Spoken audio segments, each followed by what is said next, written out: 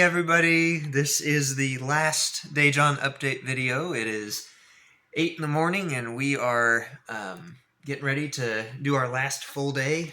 There is only one more sleep until we start making our way back to the airport. So we are...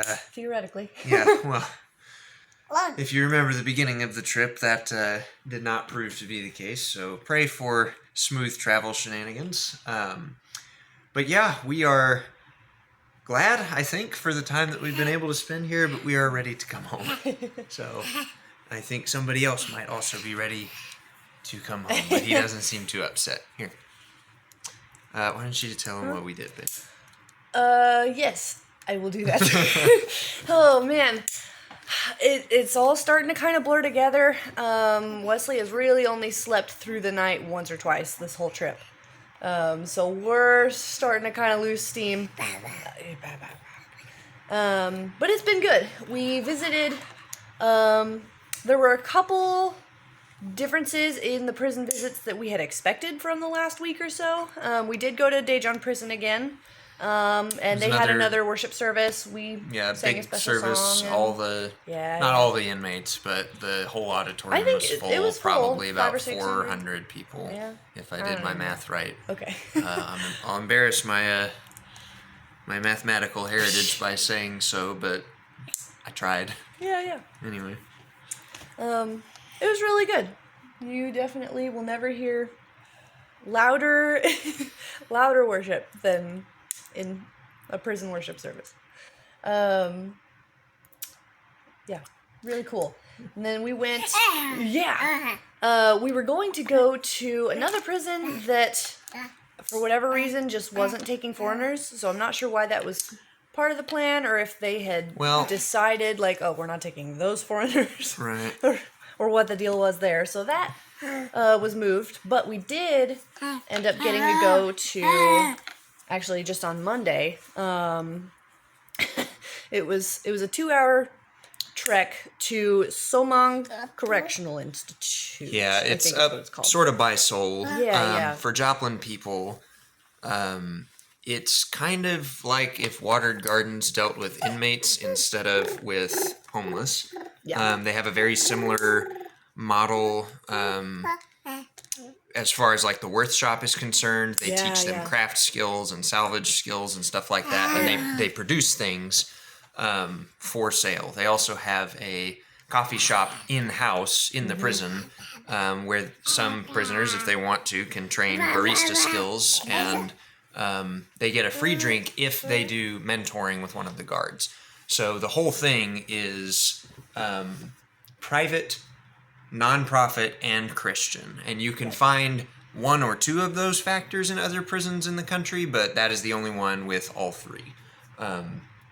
The warden is a licensed substance abuse psychologist and an ordained minister, and I think all of the guards have to be professing. And you can tell. Yeah, the environment is just so different. Yeah. I mean, the warden at Daejeon prison is always at the big worship meetings, and I see him singing his guts out and stuff, but it's very notably different in just the whole mood of the place. It's also situated right in the middle of a bunch of absolutely gorgeous mountains. Yeah. I don't know if being in prison there actually qualifies as punishment, but I'm also not sure it's supposed to. Sam will appreciate me saying that I've developed a little bit more respect for the rehab model. Well, I think their term was restorative justice. And rehabilitation. We kind of took a tour. There wasn't a service going on while we were there. But kind of seemed like it was the first time for most of the ministers in our group to be there. I think it was maybe kind of a new introductory kind of thing, ministry. And they're like, "Yeah, why don't you come?" So we did. Yeah, such a blessing. I mean, the warden was super nice, spoke pretty good English, so we got to talk with him a little bit. Yeah, that was great. And we went out, and they were, working in the vegetable garden and planting flowers, and then we came upstairs, and there were guys sewing Bible covers in the leather shop and making stuff in the, making wind chimes in the metalworking shop, and there were guys learning to cut hair and bake bread and sew, and do good things. So that was really cool. We went in, there was an auditorium, and we had there were some discipleship groups going on in there, and just really, really cool. Very neat place. Yeah. And evidently, M did not, I think, see this because Wesley was on the verge of a blowout. But once I went back into the room that they were presenting, I helped. I'm not a deadbeat dad. But once we went back in, they showed pictures of one sister facility in Africa and one in South America. So I think it's a model that they're trying to expand. And those were planted by the Korean group that started this one. So that was really neat. And Sam, I've got more detailed notes for you. Aunt Melissa, if you want to tell Nicholas about that, I'm sure he'd be super interested. Oh, yeah. It was a shame we couldn't take photos of everything and kind of show what it was like, because, I mean, that... I wrote it all down. Oh, yeah. It's like day and night compared to Korean prisons, but especially American prisons. Just... Not that we would know. We haven't been in one, but... yeah, man. So that was really cool, and we were glad to get to know that place and kind of make some connections there. I think, a lot of the pastors that we took the tour with were new to that as well. So I guess I remember hearing they'd maybe had the model there or that particular building for only about 13 years. Yeah, I think so it hasn't been there very long. But it started as... a while back. I think 95 is when it kind of either was first designed or... Yeah. Or came about or something like that. Yeah. It's okay. So it's a really cool model of trying to restore someone back to community and fellowship and giving your best to God. Yeah. We're glad to be a part of that. And then not much happened after that because it has only been a day. So Tuesday we were just kind of sleeping off the craziness. We got an off day, which was really wonderful, and it was a gorgeous day. So we took Wesley out and got him sunburned. Just a little. Yeah.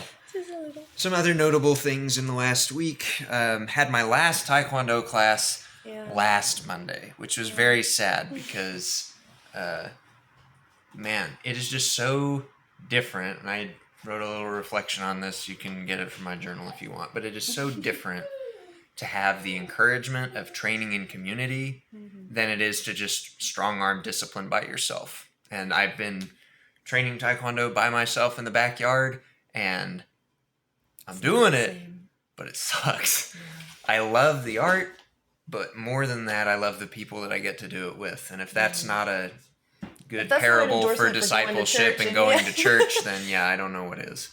So you need community, and you need the church. Yes. Go to church. It's not the Lord's Day here, but every day is the Lord's Day. So indeed. Anyway, we'll have Wednesday night worship.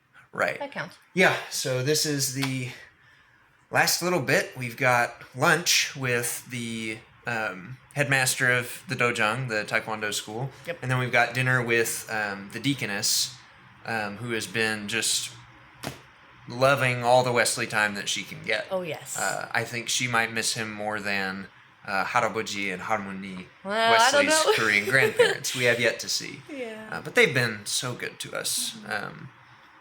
And I think really the big takeaway from this trip is not, oh, look how many baptisms we had, or look at this new church plant, or look at all these people we witnessed to on the street, as much as it is, look at this pastor and his wife who have been faithfully slugging it out over a very, very difficult several years, and just the encouragement that we have been able to bring into their life. I was talking with my father-in-law when we started fundraising stuff and telling him, like, hey, we basically have what we need, but, we think we'll probably just give the surplus as a gift to the church. And he said something that struck me a little funny, and he was like, it's funny how normal that seems to be in the New Testament and how not normal it is now. Like, we'll go somewhere and dig a well or build a building or something, but, Paul in Romans is saying, hey, I'm going to run this, giant bag of cash over to Jerusalem after I stop maybe and see you guys for a little bit of encouragement on the way there and on the way back. And it'll be a great time before I skedaddle off to Spain and do whatever I'm going to do there. And I think that's just been an interesting, it's not what we would have expected, and it's not what I think maybe would be normal for, shall we say, a short-term mission trip. 7 weeks doesn't feel short. Not with a 1-year-old. No, but really I am very pleased that we've been able to provide that encouragement and to build them up a little bit. Yeah. Well, I think especially with the way that COVID has affected this church in Korea, but even, learning it ourselves during the pandemic, you can't put a price on community. It's just, it is truly, truly, truly essential. I think Paul knew that, and I think we're, getting to have a part in that. What are you doing, little man? Oh, race cars. Yeah, race cars. Among other things, we are looking forward to a real date night without Wesley when we get back. So, if you're one of our babysitting people, let us know. All right. It's time to wrap up. Yeah. Anyway, pray for our travel. Pray for especially Wesley. Yes, we will leave the Incheon airport at around 5 p.m.